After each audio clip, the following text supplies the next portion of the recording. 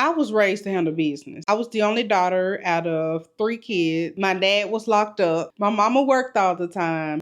So I had to step up and handle business.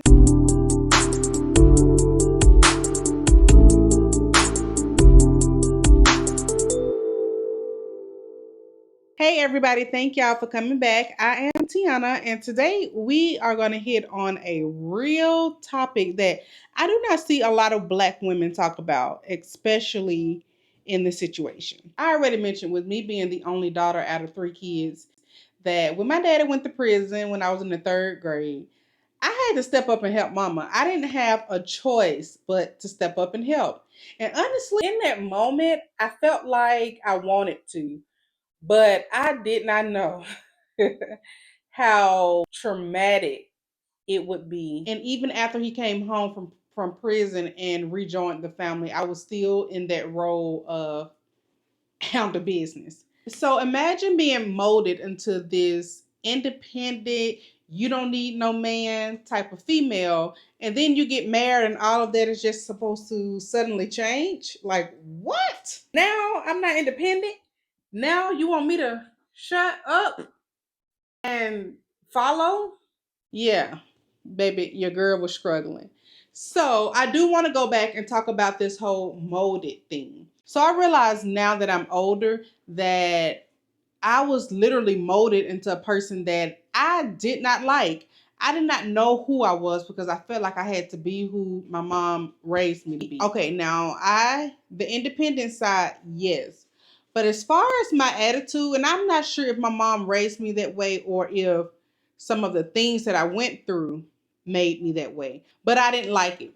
I was not this mean person. I was not this like just angry person all the time, and I didn't like being that way, but I didn't know how else to be. As I grew up, yes, I got into therapy because I knew I needed therapy. I remember being a child and going to therapy, and I don't know exactly what happened for my mama to put me in therapy when I was a little kid, but I do remember going in that therapy class and that lady telling me that I could talk to her about anything and that she wouldn't tell my mom anything. And then kind of find out my mama knew everything. So I didn't want to go back. I went back. I didn't want to talk about nothing because, well, I'm going to tell you something and you just going to go back and tell my mama. So I lost all trust in any type of therapy. But when I got older, I was like, yeah, your girl needs some help. So I went to therapy. Actually, they made me go. But I did go, and I was in therapy for about 5 to 6 years.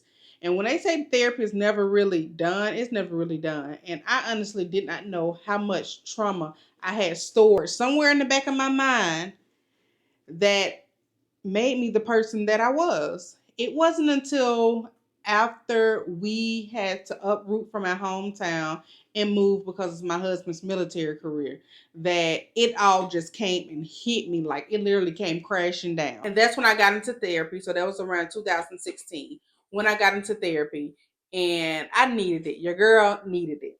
My mom definitely told me or raised me to not depend on a man for anything, to have my own money, to not ask for help, and not really not ask for help, but to somehow know, I guess, that ain't nobody gonna help you. Ain't nobody gonna help you for free. Ain't nobody gonna really be there for you. And I think that was because of how she or what she went through raising my brothers and I. You make sure you got your own, because if that man decides to get up and leave one day, that you're gonna be straight. So even now, I still do think like that. Like, it doesn't just get erased. And I'm a firm believer in having your own. It's definitely been a lot of unlearning that I had to do once I got married.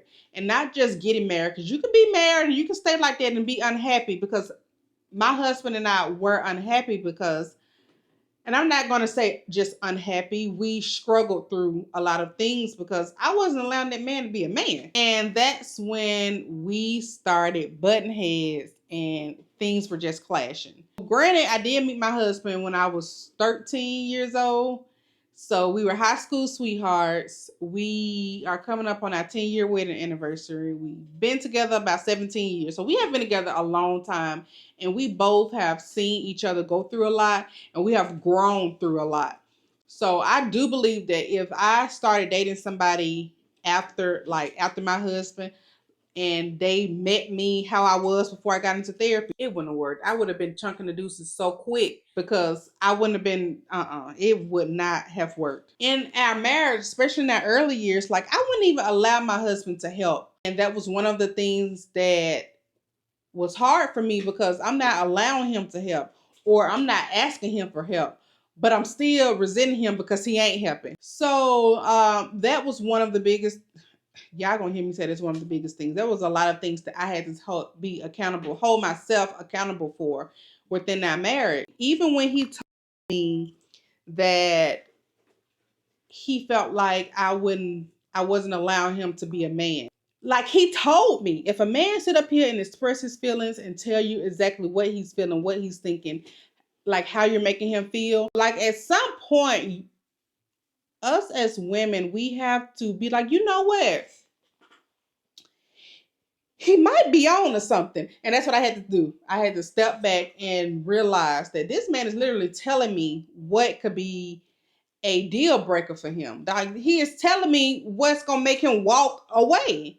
And so I realized, like, yeah, girl, lay low, reel it back. You have an amazing man who is trying to help, who is trying to be supportive and be there for you. Let him. I would never forget. I remember him telling me that he wanted me to be more submissive. Oh, you just want me to be one of them quiet women who you think you can run over, you can cheat and go do everything you want to do. And I'm just gonna sit here, take it and woo the woo, woo the woo. Just dumb. And now, like, I feel so bad because back I put that man through a lot. And I'm so glad that he has been patient with me. Now I've been patient with him too, but I'm so glad he has been patient with me and allowing me to grow into my role as a wife because we got married young. We met each other young. We had our first child young. I was 19. We didn't have that time to like grow into ourselves, to learn things. We were trying to raise a baby on top of trying to figure all this stuff out. So when he told me that I needed to be more submissive, of course, at first I went off. I did. I apologize. I did. But I really realized that what he was asking was for me to allow him to be a man.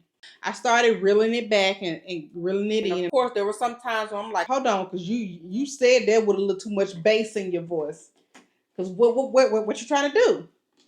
And yeah, it took a while for me to stop being that way. But I'm so glad that he said that, even though it hurt my feelings and made me mad. I'm so glad he said that because it literally allowed me to take some of this weight off my shoulders and give it to him.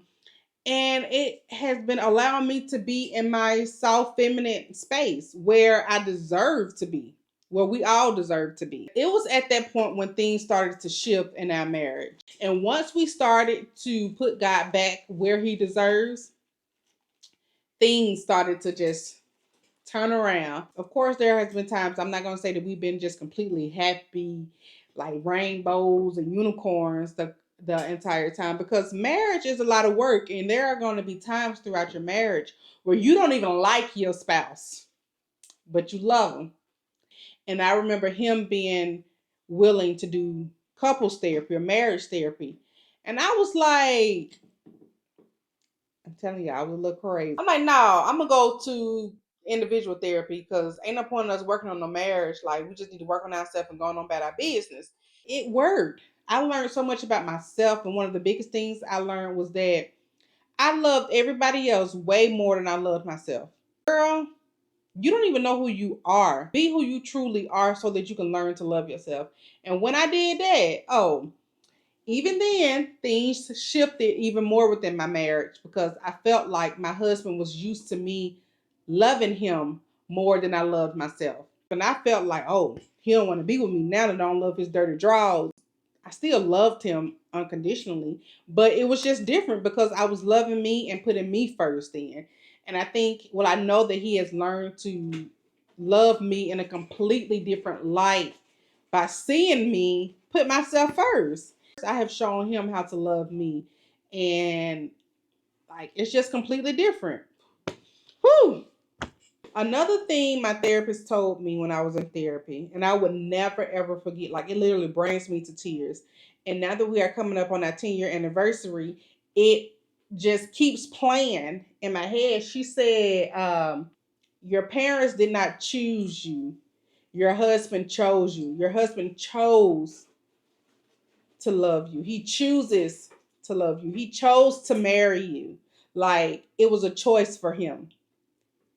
I was like, oh Lord, you right, you right, you right, you right, you want something, you right. I guess I keep coming back. It just makes me smile even now because I do deserve to be loved. I deserve it, and he is choosing me.